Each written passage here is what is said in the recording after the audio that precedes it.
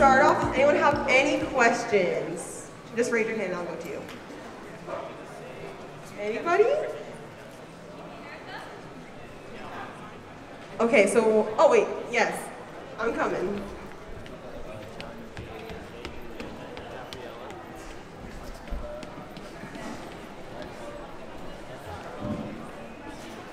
What should we be looking forward to this spring semester?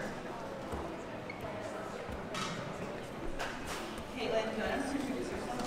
Oh, I always forget that. Go ahead, do that first and then we'll do the questions. Hi everyone, my name is Ana Lazabal, she, her, hers pronouns, and I'm the ASI President and CEO. Hi everyone, my name is Saba, I'm the ASI Vice President, my pronouns are also she, her, hers. Hello everyone, my name is Noel Quinones, I'm the Board Director for the College of Communications and my pronouns are he, him, them. Hi everyone, my name is Elizabeth Jimenez Perez and I am the Chair for the Association for Intercultural Awareness, AICA, and my pronouns are she, her, hers. Hi everyone, my name is Rebecca Hesgard and I am the Chief Campus Relations Officer and I use she, her, hers pronouns. My name is Vianney Martinez and I'm the Environmental Sustainability Director, pronouns she, her, hers. Hi, I'm Jenny Jaramillo. I'm part of the Community Engagement Commission and my pronouns are she, her, hers. Hi, my name is Adriana Fernandez. I'm a part of ASI Communications Coordinator and pronouns she, her, hers.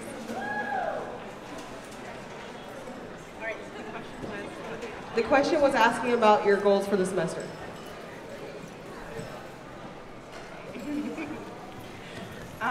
So the question was, what are our goals for the semester? So as you all may know, we have a new Vice President, Saba. Woo! So some of our goals this semester were to finish the ASI budget. So as ASI President and Vice President, we create a budget that we give to finance, and then finance deliberates, and then they decide on it. Our main goal was to make that budget equitable and really focus money for issues that have to do with social justice. So when Saba and I created the budget, we allocated money for undocumented students, Project Rebound, formerly incarcerated students, diversity initiatives and resource centers, DIRC, and the Social Justice and Equity Commission. And then that's how we decided to do that. And then we also looked at the councils and made that equitable there. Some other goals that we have are creating the diversity inclusion officer for ASI, and it's basically an officer that would focus on creating social justice trainings within ASI for the student leaders, power and privilege trainings, all those type of trainings, so the students are well versed and know how to serve their populations, because it's really important that we know all these issues. And I think those are our main goals this semester. Our team also has their own goals, but they can also talk about that as well.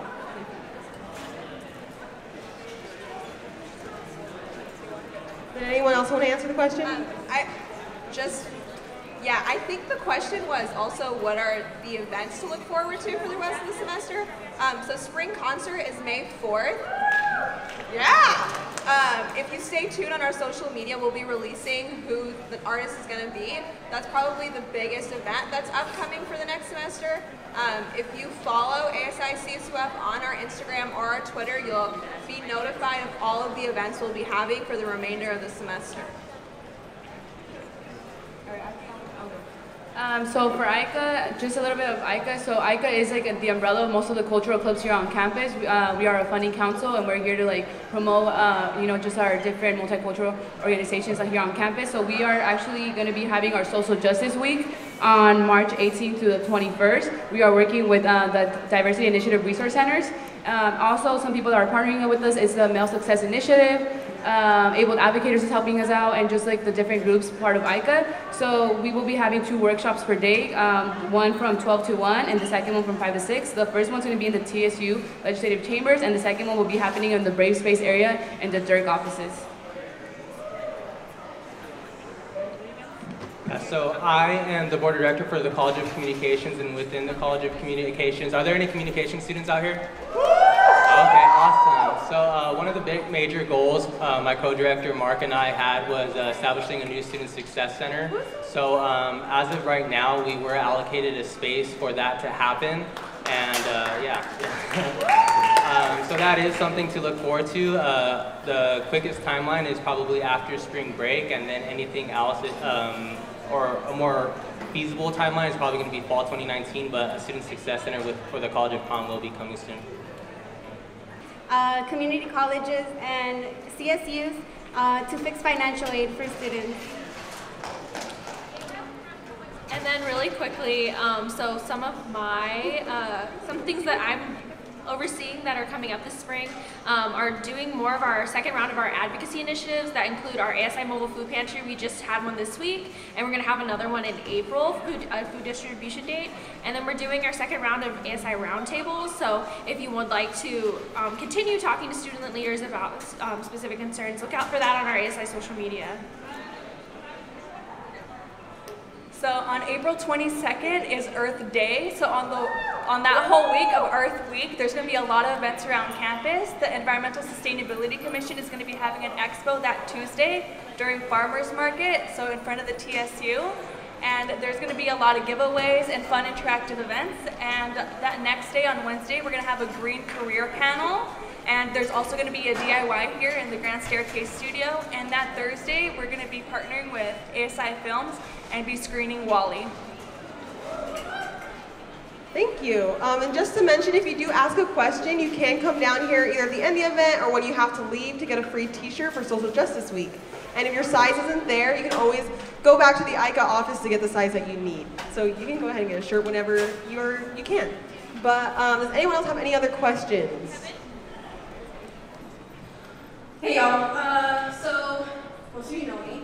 I've been a student in health activism and collecting the stories from multiple students across the CSU system. It's been a long battle, and even just trying to share this information has been really tough. I've been trying to share, for a student who does research, you're usually given opportunities to share your current research. I was invited by CSU LA ASI to do it. I was invited by Chico State. Last night I was invited by Dominguez Hills. But trying to provide this information here at Cal State Fullerton has been living. The chair of the board said I couldn't do it because I didn't have a PhD. So then one of your ASI reps tried to help out, and we went and found someone that had a PhD to collaborate with me. And the chair still said no.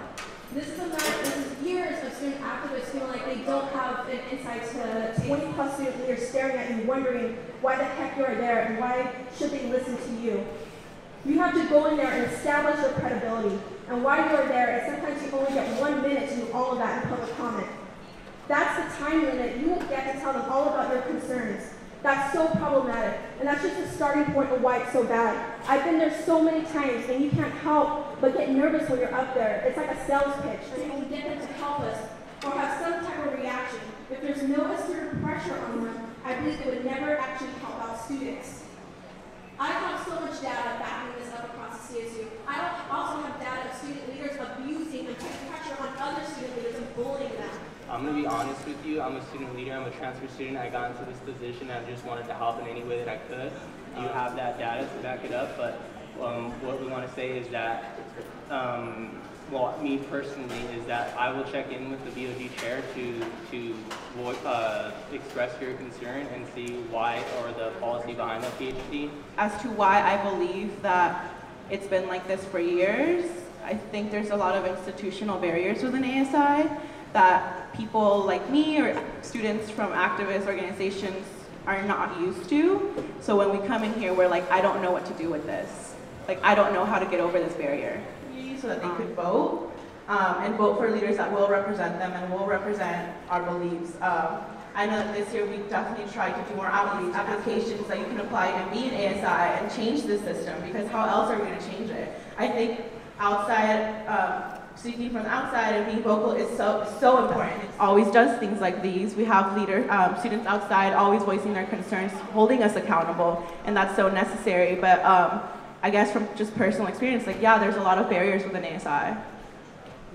But we need, all of you, encourage other people from these communities to run. Like Anna said, I've seen Anna, how hard she's been working for people to be running. And, we only have 2 candidates for president. So really, let's continue to push our communities to run for these positions. I think that when we want institutional change throughout our system in higher ed, not just in ASI, that's that's something that takes a sustained movement, and we need leaders that are continually representing us and really push our institutions to continue to be better and move progress. So I think one way that everyone here can do that is by participating in our ASI elections, and I think coming to these town halls is created to be a transparency measure so that we could have these conversations. So I just had a question about how, what ways are you all kind of trying to make this more accessible for people like me? Say I have a class, right, but I have a strong opinion on something you're going to be voting on that's going to impact me, but I can't go. So I want to know, how can my voice still be heard in these meetings? And another thing that I wanted to express too is in terms of social media. You know, that's big for us in our age. And I see often, I follow the ASI Instagram, you all advertise all these events, all these things, but when are y'all going to advertise the agendas where you make resolutions that are going to affect me? I'd rather know that this is happening, along with all the events obviously, but if I see an agenda item that's going to impact me, I'm more likely to go. So why aren't these being advertised as well? I think that's something we can definitely work on doing and telling students hey, this is happening, more visibility campaigns. And then another thing that one of our board of directors is working on right now for HSS, Maria Linares, she's been working really hard to get the board of directors meetings live streamed for students that can't be there. So we're trying to work with the legal team to see how we can go about doing this, and she's been working really, really hard on it. And I've talked to her about it, and we've seen options that we can do that. So we're working on that part, but we can definitely work on advertising the agendas. I think that's a really good idea and a really valid point.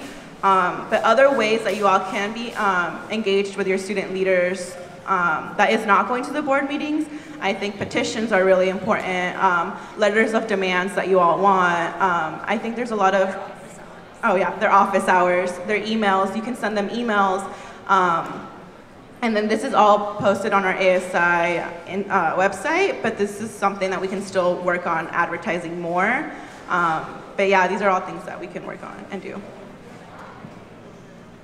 And just to go off of that, so it's actually my position that handles communications. Maria's on the panel, I can talk a little on it. We're working on getting televisions within this area of the TSU so that we can live stream the meetings as they're going on over here. And we're continuing to see how else we can push that. It's a kind of a long process, and we have to look through bylaws and legal policies and stuff like that. But it's definitely something that's in the works. And then regarding the agendas, we have a communications team, and they're always looking for more campaigns to put on, so thank you for that input. And actually Karina's on that, so we can start getting that going.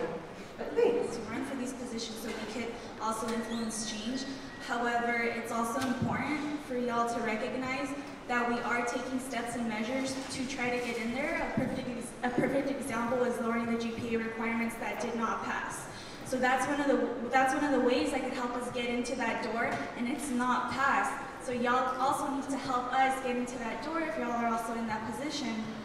It's just one of the examples that I wanted to use.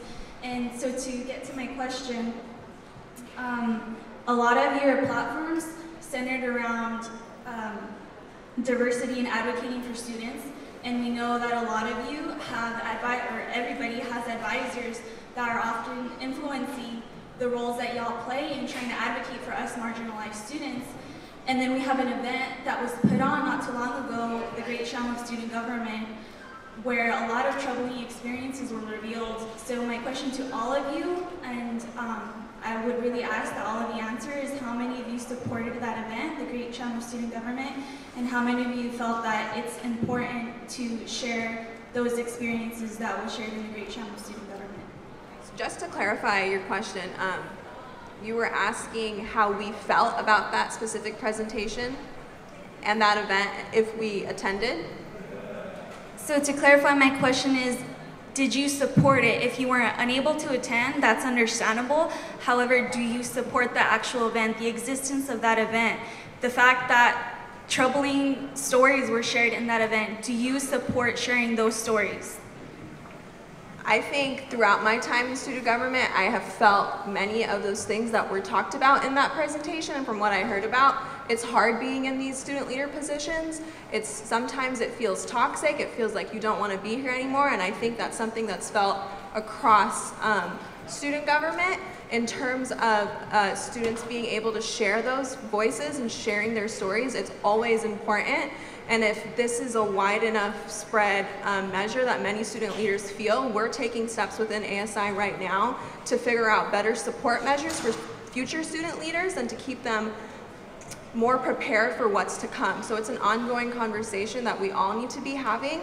I think in terms of if I support the event, there's no need for, I would never say that I don't support it. I absolutely support any way for any student to share how they feel. And when it comes to student government, everybody has their own opinions on how leaders are sharing their experiences, and we should all be continuing to ask. So one of my questions during my interview process was asking students about ASI staff and transparency and pay. Well, students did report how they're being manipulated by their ASI staff and they're being bullied by their ASI staff. They gave me specific examples of how that occurred. I'm not going to ask you anything about that because I understand that puts you in a vulnerable space and staff is in this room right now. But instead, I think what we need to be aware about is how our money is allocated within within ASI, the nonprofit corporation. So I was asking this participant about pay for administrative staff. This participant said they're not state employees. Staff work for ASI. They get benefits and appraisals by ASI students, but most ASI students don't care and they'll just sign anything.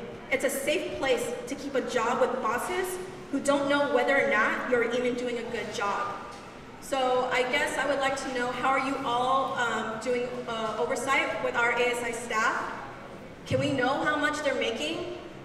Like, this is our money. So what is the process like to hold them accountable? And yeah, how much money is going to these employees? I think you have about 60 staff members. So any insight you can provide? So for our staff members, because of, I'm not super familiar with the legal implications of how to make salaries and benefits transparent in our organization. But I would like to provide some insight as to how staff are hired, I guess, because I think that's kind of a key piece of, there's like an implication in that question of our staff members are just hired here and they're kept here and no one's holding them accountable. I find that to be a generally false narrative. I don't say that there's like, I'm sure there are instances and I'm sure there are situations where that line is blurred or crossed. But on every single staff member's, for the hiring process, students are consulted and students are part of those search committees and for open forums in student leadership. So there is student input when these members are hired, and I honestly would like to reiterate that ASI overall is an organization by and for students. So even though we do have advisors that give us help or provide us some support, there are a lot of things that we make the decisions on and they help us to execute. I wouldn't say that they are overarchingly bullying or manipulating or leading us into directions where we are doing stuff that is overarchingly negative for the student body that we're representing.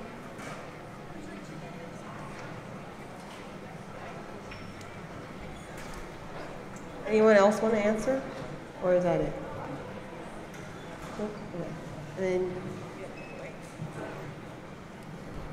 hi, so there have been a few conversations in the past of particularly organizations such as Abled Advocators or the Student Advisory Board for Disability Support Services, which I was the chair of, which no longer exists, unfortunately, which should exist, where we brought different concerns about barriers that students with disabilities face. My research actually focuses on that. And I'm wondering, from the conversations that have happened in the past, well, to provide a little more, I do feel that there are multiple marginalized groups on campus that are expected to go out of their ways and have that responsibility to educate others on the experiences that they face and the barriers that they face. So I'm wondering, first of all, what are some of the barriers that you are currently aware of and that are on your radar that students with disabilities face? And second, what are your plans to combat some of these barriers?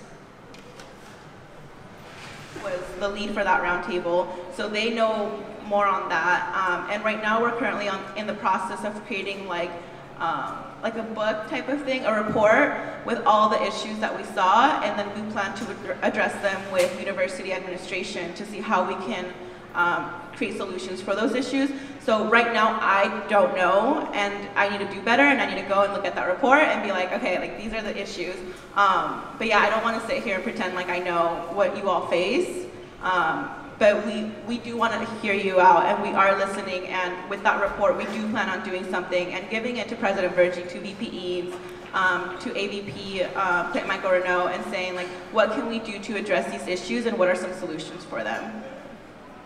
So in the meantime, we have had meetings with Lori Polish and Dr. Michael Renaud, who's the AVP of Disability Support Services, to have conversations about some of the issues that are brought up. And there's things that we've been addressing in our own student unions. To have taken advantage of their position and have been working against representing the students instead of representing the students how they should be. I personally cannot justify any of those actions. I cannot justify my fees going towards them. So how should ASI keep these folks accountable, and how have you personally kept them accountable? I know that y'all mentioned that we have to vote for the candidate and know who we're voting for, but at the same time, there was a GPA requirement that, like, for example, was being voted on so that other people could get involved and representation could be opened up in ASI. But I know personally my college was not represented correctly. I know my Asian Assessed College had voted to lower that GPA, and I know my BOD voted against it and did not represent us adequately. So how have y'all been able to keep these folks accountable? And we always hold each other accountable. But the board chair would be someone that would hold that person accountable. The HSS college would be someone that holds that person accountable. Of course, like as leaders, we can always talk to that person and say, why didn't you vote like your college wanted you to, right? Like that's a form of accountability, but I think where there could be more accountability would be from those avenues that I mentioned, such as the board chair and their college. Does anyone else want to answer that? No.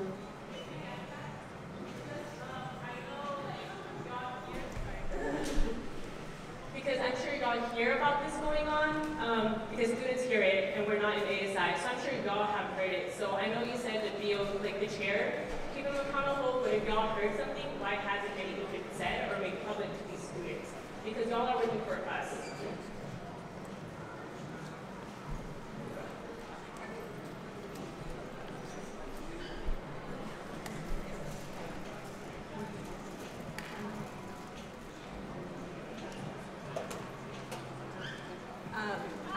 Speaking for me personally, I didn't know that the specific director didn't vote the way that their college wanted them to until this past weekend. I don't know if Anna can say any differently, but we aren't always aware of everything that's happening within each individual director's college, and that's our fault for not being able to know, but that's something that we need to work towards in figuring out how to hold individual directors accountable as part of the executive officer team. But as of right now, it's something that we all need to work towards for future resolutions that are being passed, is maybe pairing up with the chair and talking to directors or talking to directors together with their co-director and figuring out their reasoning for why they're going to vote the way they vote, because all of these decisions are affecting students at large. Other than that, I'm not sure if in the past, I've suggested ways that we can hold board members accountable, but I can't make the board members do anything as president. Like that would be the board chair. But I have suggested things such as like each college like review their board member, and that's a form of accountability that we could see because as of now in ASI there are no reviews. like direct reviews for these board members, like mid-year reviews. There's a mid-year board chair, vice chair review, and as the executive team, we asked the board members to review us, but that wasn't even in policy. So that's just one initiative that we did. But something that I've suggested to the board chair is like, hey, can the colleges review them, or can board members review each other, but can there be an accountability measure where we can actually do? But again, like I said, I can't make them do anything. Like, I don't know, yeah. Yeah, I sit on the board, and I guess it's on me to assume or have faith in that they're representing their student voice adequately. But I can only speak for myself, and I do want to mention that there were other views, specifically within my CICC, the Communications Interclub Council, that had the opposing views, and I represented them the way that they saw fit. So there were other views out there. I do want to put that out there just so. Well, at the end of the day, I thought that they had the reasoning and they were electing, or they were representing the student voice adequately, but I apologize that, it didn't end up that way. Did anyone else want to answer that? Okay. Hi, so I have two questions, so I'm just going to ask the first one first. As I was going onto the ASI website and going over the financial reports and all of the reports that all these committees and ASI annual budget have, like, I oftentimes found that those reports are at least like 17, 18 pages long with a lot of numbers and a lot of like very technical, like very official languages like stating the report. And I'm a music major. I'm not good at math and all of these stuff. So I was wondering, what are some of your efforts to make all of these reports and how the money goes and how this cooperation works in general more accessible to students? Like, do you guys do any financial seminar, or maybe have like an instructional provider, or like a course to lecture students about how all the budgeting stuff work in ASI, and also how the administrative level structure work at ASI?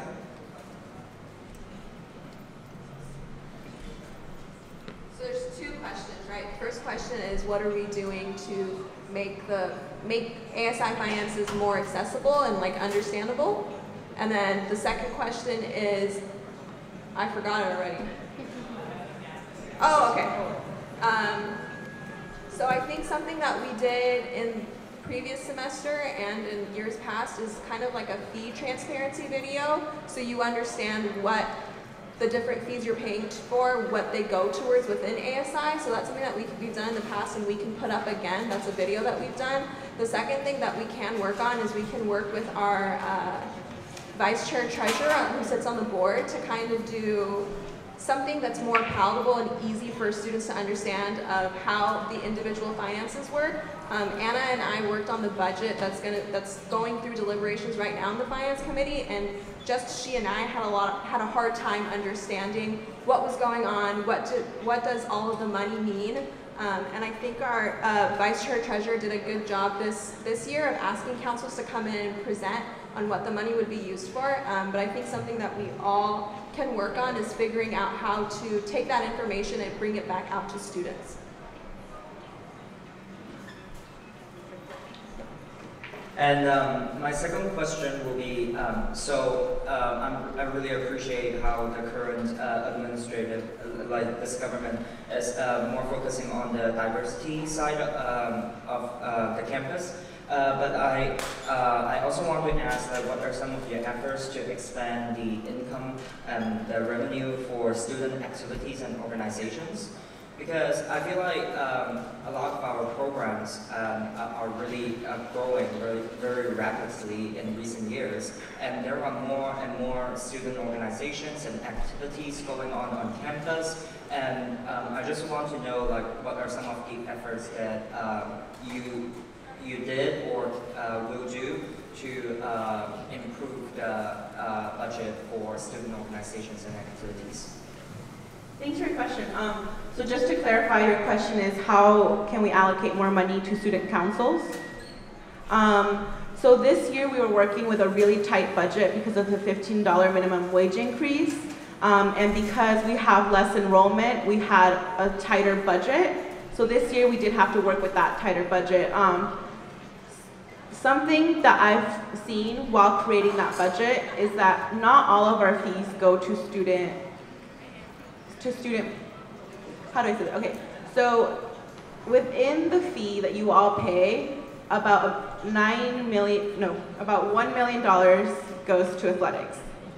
And that's about for 500 students. I think athletics is really important, and we do have to help athletics, the students in athletics.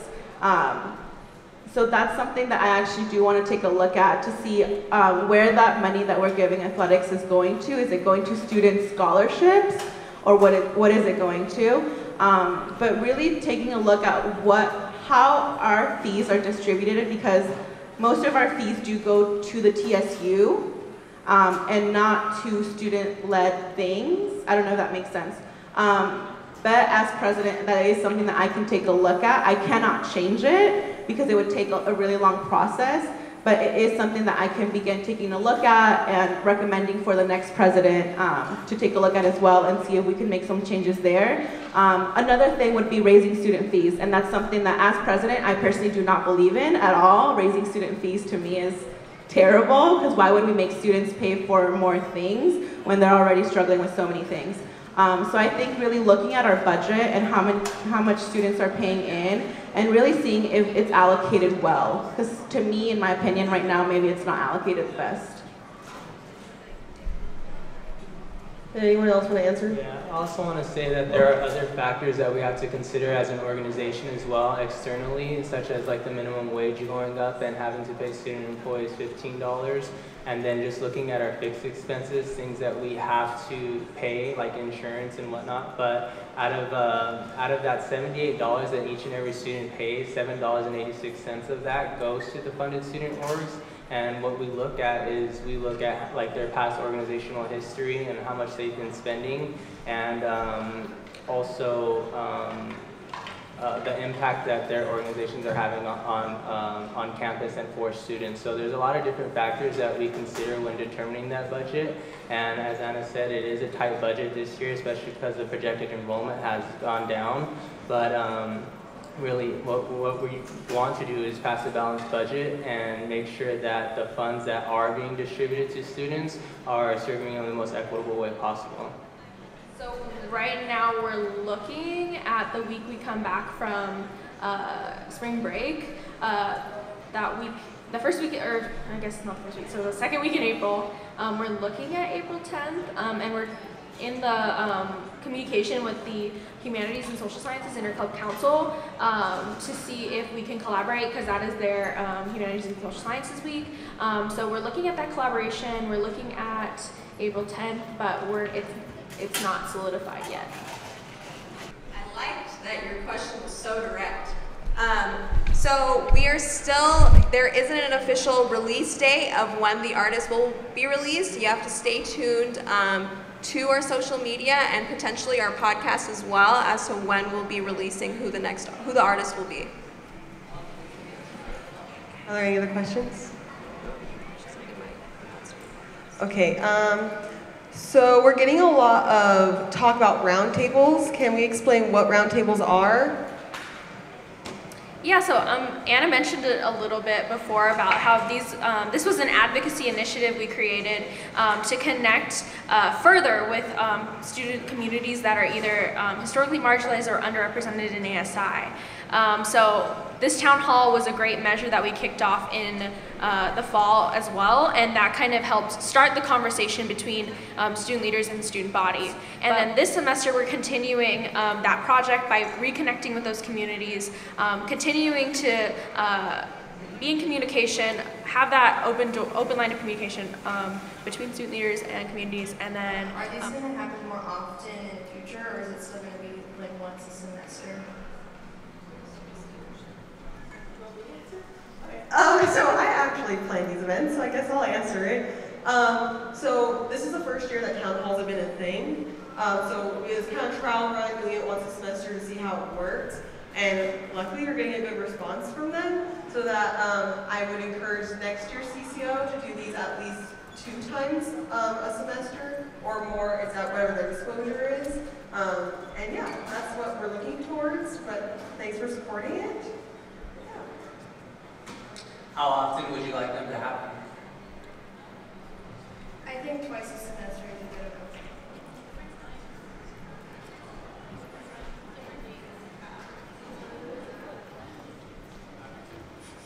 Hello, I'm just curious as for the camera right there, is that going to be live stream or going to be pre-recorded to be uploaded on a certain platform?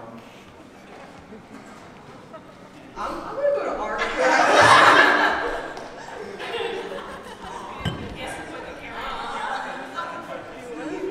That's to be determined. Is there any other questions? Okay, so we were also talking about the podcast at some point. So will the ASI podcast continue next year? And how can I listen to it and what does it talk about? Talk about it. I don't want to talk. I'm on the panel. You have most of you have been on the podcast. So the initiative was created by Caitlin Hernandez, the CCO. So it really is up to the next year's student leaders if they want to continue the podcast. Hopefully they do, because it's a really great initiative and it's a really great way of engaging students.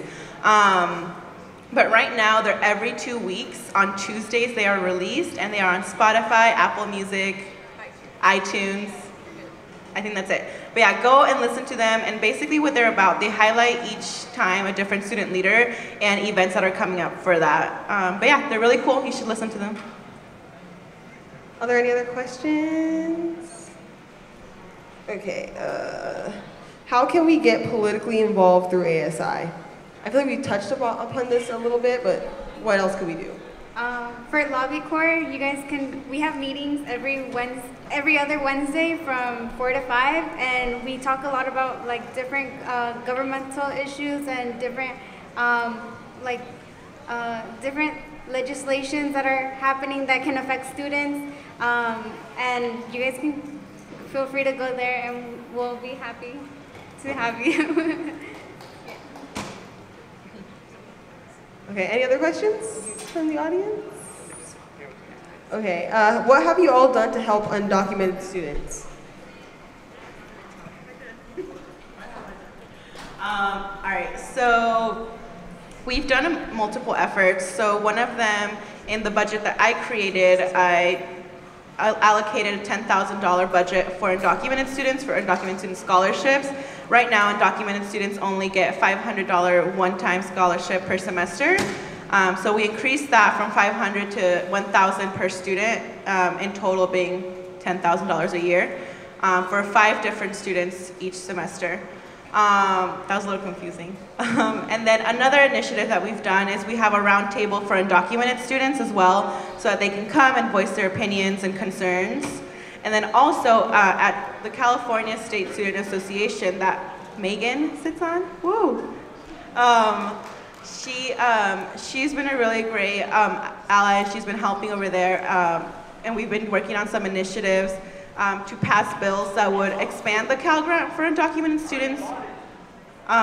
So right now, undocumented students don't receive federal aid to come to school, and they receive very little state aid.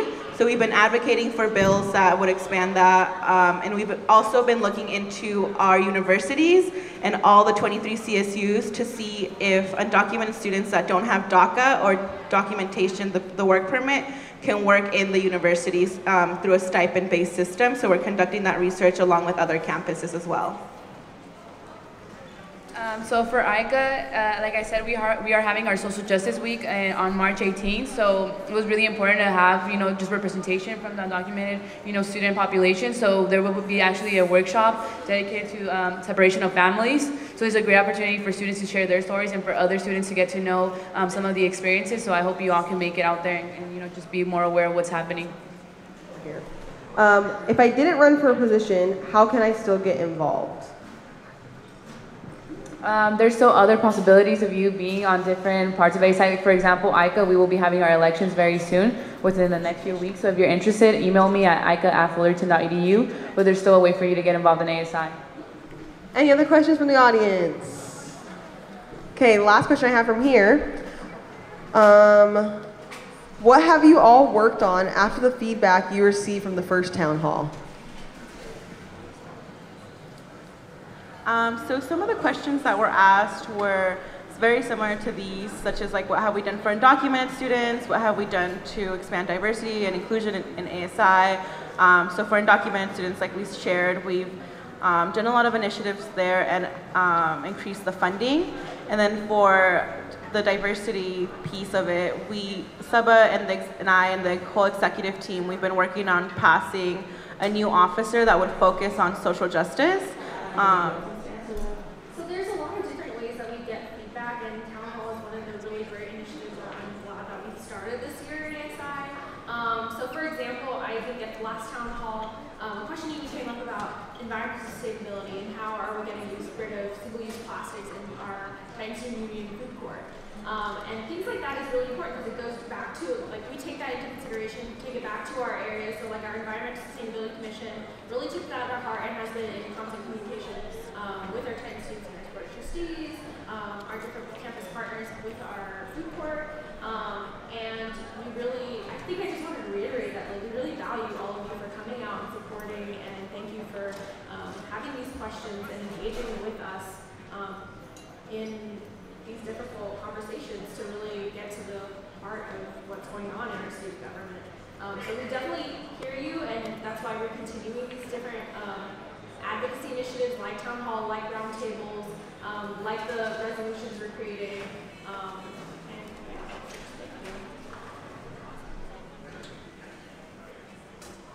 Anyone else answer that?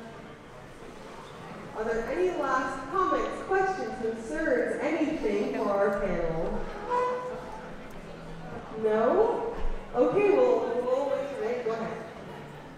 It's a comment, but I know that the crowd has thinned out, but for those of you that have stuck around and are here to listen to us talk, we really appreciate it. If there are any concerns or questions that you may have about ASI or anything on campus or something within your classes, our door is always open. You can email any of us here by going on the ASI website and finding our information, or just email aspresident@fullerton.edu and Anna can answer it. I also wanted to make a few last comments. Thank you, Caitlin, for putting this together. And thank you, Comm Team, for helping. And honestly, thank you to all the students that showed up and really asked those difficult and tough questions. These events are so important to keep us accountable. You all pay for our stipends. The ASI president gets a $19,000 stipend. The vice president gets a $14,000 stipend. Board members get upwards of $3,000. Like, these are your student fees going to other students so that they can advocate and fight for you and your rights. And I just want to emphasize that. And also, last thing, please go out and vote in the elections. Research your candidates. Look at the students who are really going to be in these positions getting paid all this money to fight and work for you. So please vote, please do your research, and again, thank you so much for coming. And yeah. You can find out who all the candidates are on asi.fullerton.edu, and then voting March 19th to the 20th, and you can vote on vote.fullerton.edu. Does anyone have any last questions before we end this? Oh,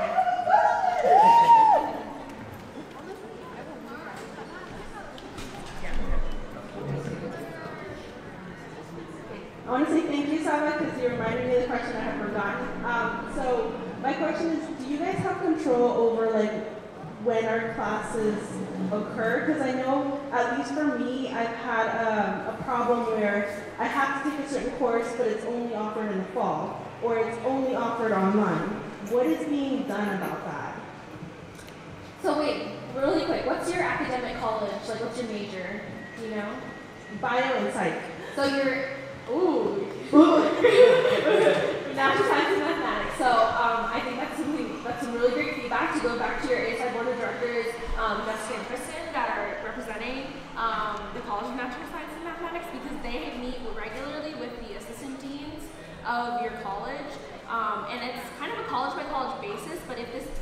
and this is kind of a persistent conversation. These tends to happen. How do we graduate faster? Or how do we graduate when we want to, actually, not faster?